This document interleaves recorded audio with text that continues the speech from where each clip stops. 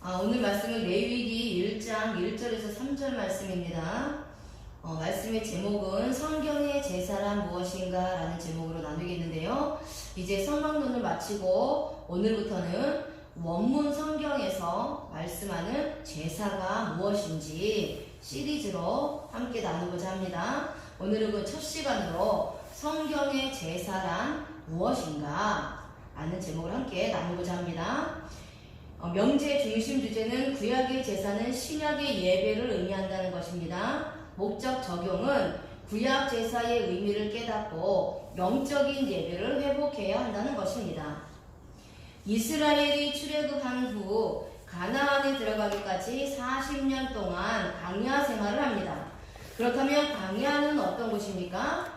우리는 지금껏 광야를 예수님을 믿으면서 겪는 힘들고 어렵고 고통스럽고 고난의 연속인 이 세상의 삶으로만 알고 있고 또 배워왔습니다.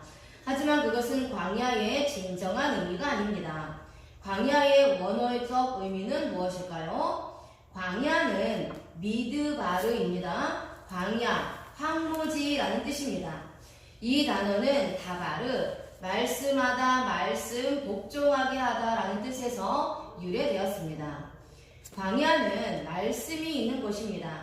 하나님이 말씀하시는 곳이요, 말씀으로 인도하시는 곳이 바로 이 광야입니다. 하나님은 광야에서 말씀으로 인도하셔서 하나님을 알게 하시고 복종하게 하셨습니다. 하나님이 광야를 허락하신 것은 이스라엘이 하나님께 예배드리는 방법을 알고 예배에 대한 훈련을 하시기 위한 것입니다.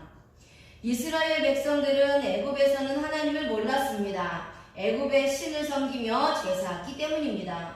하나님을 섬기지 않았습니다. 하나님을 섬기는 방법을 몰랐습니다. 하나님을 예배하는 법을 몰랐습니다.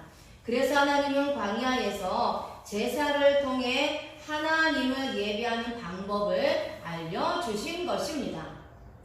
레위기서는 하나님께서 이스라엘 백성들을 이방 땅인 애굽에서 이끌어내셔서 광야에서 40년을 머물게 하시고 거룩한 백성으로 거듭나게 하신 것입니다. 하나님께서 준비하신 약속의 땅에 들어가려면 거룩해져야 합니다. 거룩해지려면 제사를 알아야 합니다. 그렇지 않으면 가나안 땅에 들어가서 하나님을 섬길 수 없습니다.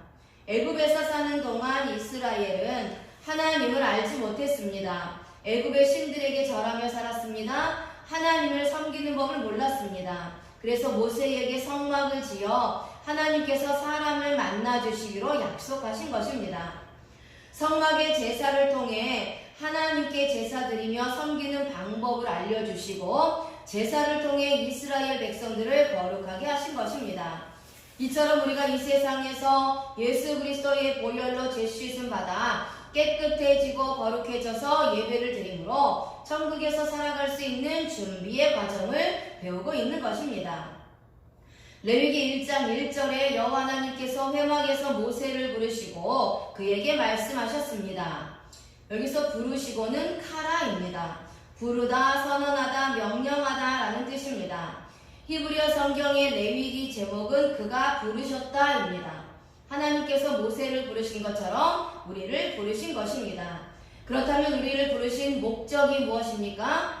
에베소서 1장 3절에서 7절 말씀에 찬송하리로다 하나님 곧 우리 주 예수 그리스도의 아버지께서 그리스도 안에서 하늘에 속한 모든 신령한 복을 우리에게 주시되 곧 창세 전에 그리스도 안에서 우리를 택하사 우리로 사랑 안에서 그 앞에 거룩하고 흠이 없게 하시려고 그 기쁘신 뜻대로 우리를 예정하사 예수 그리스도로 말미암아 자기의 아들들이 되게 하셨으니 이는 그가 사랑하시는 자 안에서 우리에게 거저주시는 바 그의 은혜의 영광을 찬송하게 하려는 것이라. 하나님을 찬송케 하려 함입니다. 우리는 그리스도 안에서 그의 은혜의 풍성함을 따라 그의 피로 말미암아 속량 곧 죄사함을 받아느니라. 아멘. 그리스도 안에서 우리에게 하늘에 속한 모든 신령한 복을 주시기 위함입니다. 그것은 바로 창세전에 이미 그리스도 안에서 택하여 주신 하나님의 아들들을 거룩하고 흠이 없게 하시고 예수 그리스도의 피로 말미암아 나의 죄를 속량해 주신 하나님의 풍성한 은혜를 찬송케 하려 함입니다. 레위기의 핵심 주제는 내가 거룩하니 너희도 거룩하라 하는 말씀입니다. 또한 레위기에 처음 나오는 주제는 제사에 대해서 말씀하고 있습니다.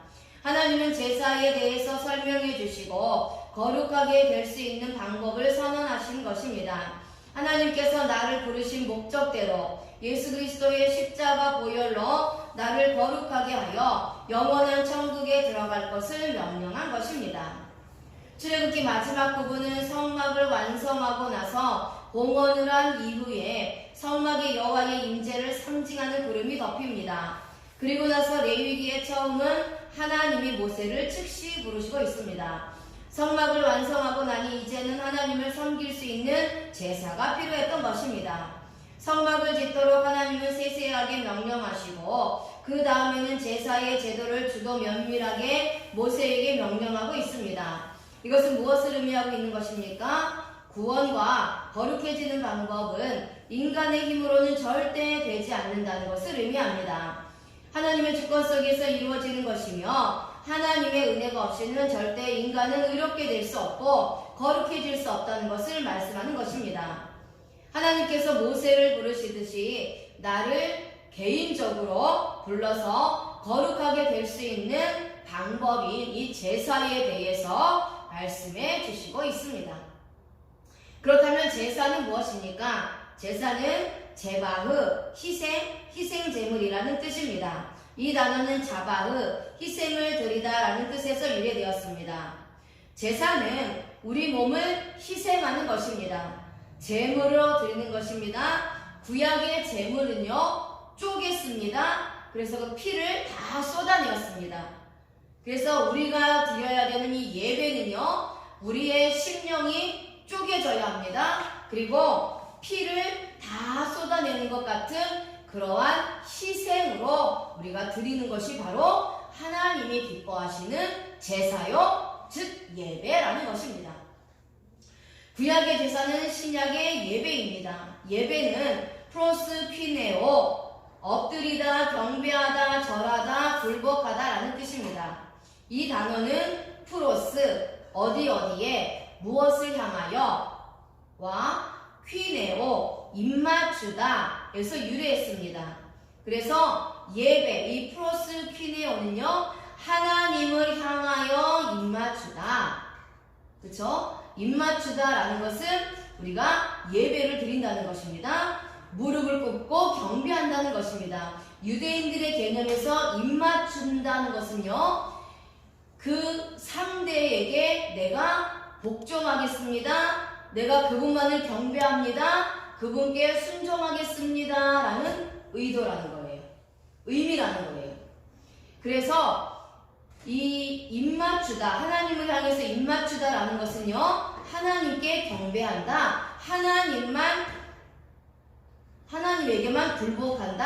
하나님께만 엎드리고 순종한다. 라는 뜻이에요.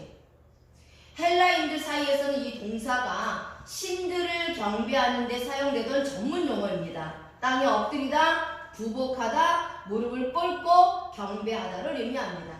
그러니까 오로지 하나님 혹은 예수 그리스도에게 드리는 혹은 예수 그리스도에게만 드려야 하는 예배만을 전적으로 의미하는 것입니다. 사도행전 10장 25절 이하, 계시록 19장 10절, 계시록 22장 8절 이하에서는 예배란 하나님 한 분에게만 드리는 것이지 사도나 천사에게나 드리는 것이 아니라고 합니다. 따라서 예수님 앞에 절할 때마다 예수님께서 왕이시며 예수님께서 주이시며 예수님께서 하나님의 아들이시며 예수님께서 전지전능하신 분이시라는 것을 믿고 인정하고 드러내는 것입니다. 마태복음 8장 2절, 마태복음 9장 18절, 또 마태복음 15장 25절에 절하는 것은 또 다른 한편으로는 또한 도와주시는 주님에 대한 믿음, 구속자에 대한 믿음, 기도를 들어주시리라는 확신에 찬 믿음의 표시입니다. 요한복음 9장 38절에서 절하는 것은 신앙이 외적으로 반영되어 나타난 행동과 다름없습니다. 즉 믿는다는 것은요 예수님을 섬기는 것입니다. 그분을 주로 받아들이는 것이며 그분에게 왕에 대한 경의를 표하는 것입니다. 따라서 경배하는 것은 부활하시고 승천하시는 주님께 특히 합당한 것입니다. 그리고요 이 절하는 것이 외적으로 반영되어 나타난 행동과 다름없다라고 말씀드렸죠. 그러면 진정으로 하나님 앞에 절하고 예배드린다는 것은 우리가 이 세상을 살아갈 때에 우리의 삶이 믿음으로 살아가는 것, 우리가 행함으로써 믿음을 나타내는 것이 진정한 예배요 하나님 앞에 절하는 것이라는 것입니다. 사단이 만물의 참된 질서를 뒤집어 놓으려고 예수님에게 절하라고 요구했을 때 사단은 바로 이러한 행위로서 자기 자신이 하나님 한 분에게만 합당한 권위를 빼앗으려고 했으며 그렇게 함으로 하나님의 선하신 뜻과 명령을 모두 팽개쳐버린 하나님의 대적임을 스스로 증명한 것입니다. 신약의 히브리어로는 샤하입니다. 몸을 구부리다, 절하다, 엎드리다, 경배하다, 굴복하다 라는 뜻입니다. 제사는 하나님께 드리는 예배입니다. 예배는 하나님께 엎드려 경배하는 것입니다. 하나님께 절하는 것입니다. 하나님께 굴복하는 것입니다. 내가 죽고 하나님께 내 마음과 내 뜻과 내 생각을 굴복시키는 것이 예배입니다. 하나님께서 인간을 창조하신 목적이 무엇입니까? 영광을 받기 위해서라고 말씀하고 있습니다. 그런데 인간이 하나님께 영광을 돌려드리는 방법이 무엇입니까? 바로 구약에 말씀하고 있는 제사입니다. 인간이 제사를 모르면 하나님을 섬기는 방법을 알지 못하는 것입니다. 제사는 인간이 하나님을 만나는 수단입니다. 하나님께 영광을 돌려 그렇게 드리고 하나님은 그 영광을 받으시기 위해 제사에 임재하셔서 제사 드리는 인간을 만나 주시는 것입니다. 그러므로 우리는 성경에 나타난 제사를 통해 우리의 예배를 회복해야 합니다. 예배는 구원받은 성도들에게는 가장 중요한 삶입니다. 예배는 하나님을 가장 기쁘게 하는 수단이며 방법이기 때문입니다. 중요한 것은 예배를 통해 하나님의 백성들과 마귀의 백성들이 나누어진다는 것입니다. 하나님의 백성들은 하나님께만 예배하고 경배를 하게 됩니다. 하지만 구원받지 못한 자들은 우상 앞에 절을 하게 됩니다. 하나님의 백성과 세상의 백성들을 나눌 수 있는 가장 중요한 수단이 바로 예배입니다. 구원받았다고 생각하면서도 아직도 짐승에게 경배하는 자들은 구원을 받은 것이 아닙니다. 여전히 세상을 사랑하고 그로 인해 예배를 타협하여 온전한 주일 성소를 지키지 못하는 자들은 구원받은 것이 아닙니다. 아멘.